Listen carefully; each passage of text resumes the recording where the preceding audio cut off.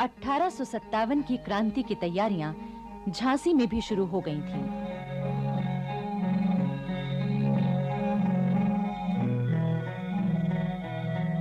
झांसी की जनता अपनी रानी लक्ष्मीबाई के साथ हुए अन्याय और अपमानपूर्ण व्यवहार का बदला लेने के लिए बेचैन थी। रानी महल में हर रोज गुप्त सभाएं, मंत्रणाएं हो रही थीं। आखिर 4 जून 1857 को झांसी में 12 नंबर देसी पलटन के हवलदार गुरबख्श सिंह ने विद्रोह की तलवार निकाल ली। क्रांतिकारी सेना ने तोपखाने और खजाने पर कब्जा कर लिया। इसके बाद रानी लक्ष्मीबाई हथियारों से लैस होकर निकल पड़ी और उन्होंने क्रांतिकारी सेना का नेतृत्व संभाल लिया। झांसी में चारों ओर विद्रोही सेना फैल गई और अंग्रेजों के हाथ से सत्ता छीन ली गई। 7 जून को क्रांतिकारी सेना ने झांसी के किले पर हमला किया। इस हमले का नेतृत्व कर रहे थे रिसालदार काले खां और तहसीलदार मोहम्मद हुसैन। किले के अंदर मौजूद हिंदुस्तानी सिपाहियों ने भी विद्रोह कर दिया। किले के भीतर और बाहर संघर्ष शुरू हो चुका था। 8 जून को रिसालदार काले खां के हुक्म से किले के अंदर मौजूद 67 अंग्रेज पुरुष, स्त्रियों और बच्चों को मौत के घाट उतार दिया गया। अंग्रेज इतिहासकार स्वयं मानते हैं कि इस हत्याकांड में रानी लक्ष्मीबाई का कोई हाथ नहीं था और न ही उन्होंने इसकी इजाजत दी थी। 8 जून 1857 को झांसी कंपनी सरकार के चंगुल से मुक्त हो गई। गद्दी का उत्तराधिकारी दामोदर राव चूंकि बालिग नहीं था, इसलिए रानी लक्ष्मीबाई ने झांसी का शासन संभाला। झांसी में जगह-जगह घोषणा की गई, खलक खुदा का, मुल्क बादशाह का, हुक्म रानी लक्ष्मीबाई का।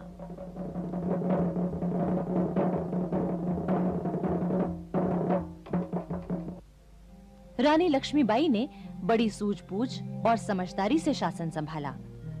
वो दरबार में एक विशेष कक्ष में बैठती थीं। उस कक्ष के बाहर सोने के काम की चिकें पड़ी रहती थीं। द्वार के बाहर 2 द्वारपाल चुस्त पोशाकों में खड़े रहते। दीवान लक्ष्मण राव राज्य के आवश्यक कागज पेश करते और रानी उस पर अपना निर्णय सुनाती। रानी लक्ष्मीबाई की पोशाक भी पुरुषों जैसी हो गई थी। वो पाजामा और गहरे नीले रंग का कोट पहनती थीं। टोपी पर एक सुंदर पगड़ी बंधी रहती थी। कमर में जरी के काम का दुपट्टा बंधा होता और उसमें एक तलवार लटकती रहती। उसके साथ ही दमिश्क की बनी नक्काशीदार चांदी मढ़ी पिस्तौल भी लटकती रहती थी।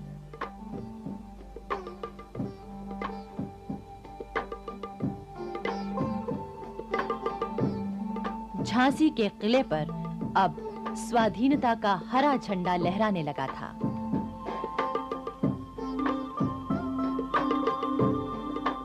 रानी लक्ष्मीबाई ये भी जानती थीं कि उन्हें झांसी की आजादी की रक्षा के लिए हर वक्त तैयार रहना चाहिए।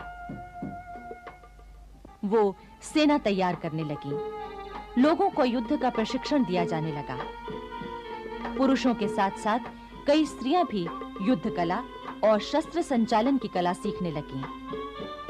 इनमें रानी की 2 सहेलियां सुंदर और मुंदर भी थीं। रानी ने क्रांतिकारी सिपाहियों के नेताओं से भी संपर्क बनाए रखा और उनकी खबरें प्राप्त करती रहीं।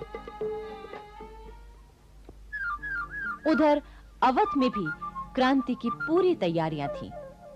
इतिहासकार लिखते हैं कि क्रांति की तैयारियां जितनी अच्छी अवध में थीं, उतनी देश में कहीं नहीं थीं।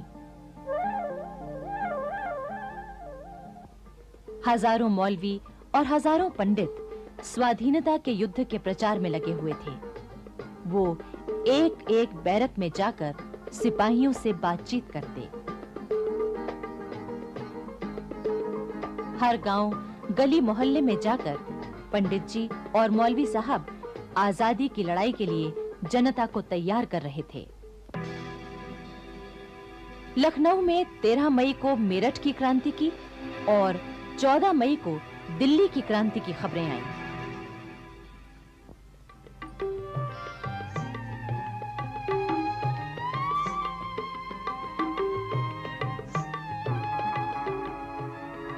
सर हेनरी लॉरेंस लखनऊ में पूरे अवध का कमिश्नर था। उसने क्रांति की खबरें मिलते ही मुकाबले की तैयारी शुरू कर दी। लखनऊ में रहने वाले अंग्रेज परिवारों की सुरक्षा के लिए उसने लखनऊ के पास मच्छ भवन में और रेजिडेंसी में किलेबंदी शुरू कर दी, ताकि जरूरत पड़ने पर सभी अंग्रेज और उनके परिवार वहां शरण ले सकें। अंग्रेज महिलाओं और बच्चों को तो वहां पहले ही पहुंचा दिया गया था। 30 मई 1857 की रात ठीक 9 बजे तोप छूटी। क्रांति आरंभ होने का यही संकेत था। 71 नंबर की पलटन सबसे पहले बंदूकें लेकर निकल आई। उसने अंग्रेजों के बंगले जलाए और जो भी अंग्रेज मिले उन्हें मार दिया गया। सन 1857 में पंजाब की सबसे बड़ी छावनी लाहौर के पास मियां मीर में थी। मियां मीर में गोरे सिपाहियों की तुलना में हिंदुस्तानी सिपाही 4 गुना ज्यादा थे। अंग्रेजों के खिलाफ क्रांति के प्रचारकों ने क्रांति की चिंगारियां पेशावर, लाहौर, अमृतसर, जालंधर, फिल्लौर, फिरोजपुर आदि सभी स्थानों में पहुंचा दी थी।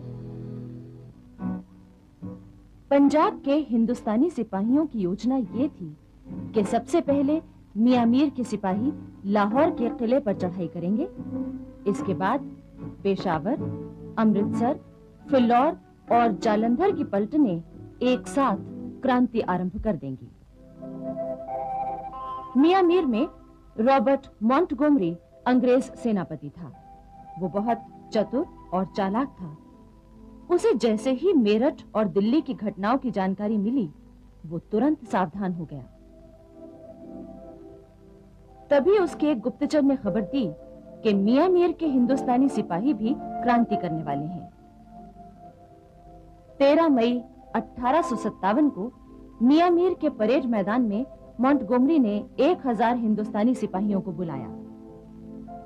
इसके तुरंत बाद तोपखाने सहित गोरे सैनिकों का दल आ गया और उसने हिंदुस्तानी सिपाहियों के दल को घेर लिया। मॉन्टगोमरी ने हिंदुस्तानी सिपाहियों को आदेश दिया कि वो अपने अपने हथियार नीचे रख दें। अंग्रेजों की सेना और तोपखाने से घिरे हिंदुस्तानी सिपाहियों ने मजबूर होकर हथियार रख दिए और चुपचाप अपनी बैरकों में चले गए। लाहौर के किले में मौजूद हिंदुस्तानी सिपाहियों से हथियार रखवाने के लिए एक गोरी पलटन भेजी गई। उसने वहां के सिपाहियों से हथियार रखवाकर किले के बाहर बैरकों में भेज दिया। उधर पेशावर में 24, 27, 51 नंबर की पैदल और 5 नंबर की सवार पलटनें 22 मई 1857 को क्रांति का बिगुल फूंकने को तैयार थीं। मियां मीर की घटना का समाचार पाते ही अंग्रेज अफसरों ने गोरी सेना के 4 दल पेशावर भेजे और 22 मई की सुबह देशी पलटनों से हथियार रखवा लिए। 22 मई की शाम अंग्रेज सैनिक सावधान थे कि कहीं छावनी या नगर में विद्रोह न हो जाए। किंतु उसी रात कुछ निहत्थे हिंदुस्तानी सिपाही नगर की ओर जा रहे थे। उन्हें अंग्रेज सिपाहियों ने पकड़ लिया। उसी रात 14 हिंदुस्तानी सिपाहियों को फांसी पर लटका दिया गया ताकि बाकी सिपाही उनसे सबक लें। बैरकों के बाहर तोपें लगा दी गईं। कोई भी हिंदुस्तानी सिपाही बाहर नहीं निकल सकता था। जिसने हिम्मत की उसे तोप के मुंह से बांधकर उड़ा दिया गया। पेशावर के पास होती मैदान में 55 नंबर पैदल पलटन थी। इसके सेनापति कर्नल स्पैटिश वुड को भरोसा था कि उसकी पलटन विद्रोह नहीं करेगी, किंतु पंजाब के अंग्रेज अफसरों ने उन पर दबाव डाला कि पलटन से हथियार रखवा लिए जाएं। इस पर दुखी होकर कर्नल स्पैटिश वुड ने आत्महत्या कर ली। होती मर्दान की 55 नंबर पैदल पलटन से हथियार रखवाने के लिए पेशावर से अंग्रेजों की सेना आई। 55 नंबर पैदल पलटन किले से भाग निकली। अंग्रेजों की सेना भारी संख्या में थी। उन्होंने कोई 150 हिंदुस्तानी सिपाहियों को मार डाला। जो हिंदुस्तानी सिपाही पकड़े गए उन्हें बाद में तोपों के मुंह से बांधकर उड़ा दिया गया।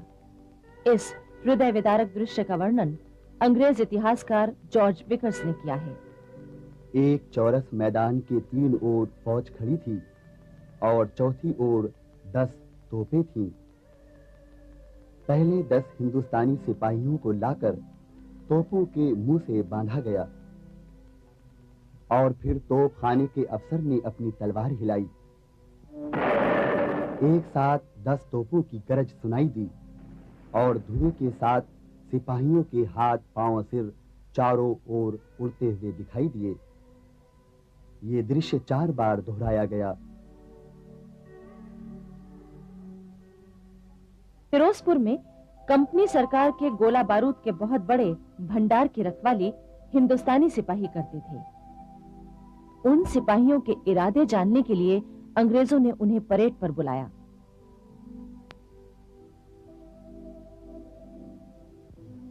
फिर उसी दिन कुछ ही घंटों बाद फिरोजपुर के भारतीय सिपाहियों ने क्रांति शुरू कर दी। अंग्रेजों ने स्वयं गोला बारूद का भंडार जला दिया। जालंधर, फिल्लौर और लुधियाना की देसी पलटनें चुपचाप क्रांति की तैयारी कर रही थीं। 9 जून 1857 को आधी रात के समय जालंधर की देसी पलटन ने क्रांति का ऐलान कर दिया। वहां मौजूद अंग्रेज सेना के सिपाही और अफसर घबरा गए। क्रांतिकारी सेना बड़ी शान से लुधियाना की ओर रवाना हो गई। जालंधर की सेना का एक सिपाही फिल्लौर पहुंचा और उसने क्रांति की सूचना दे दी और वो आकर जालंधर की क्रांतिकारी सेना से मिल गई। अब दोनों सेनाएं लुधियाना की ओर बढ़ी। लुधियाना के अंग्रेज अफसरों ने सतलज पर बना कश्तियों का पुल तोड़ दिया। क्रांतिकारी सेना ने रात के समय उस पुल से कोई 3 किलोमीटर दूर से सतलज को पार करना चाहा, लेकिन पीछे से अंग्रेजी सेना ने हमला कर दिया। घमासान युद्ध हुआ। अंत में क्रांतिकारी सेना विजयी हुई।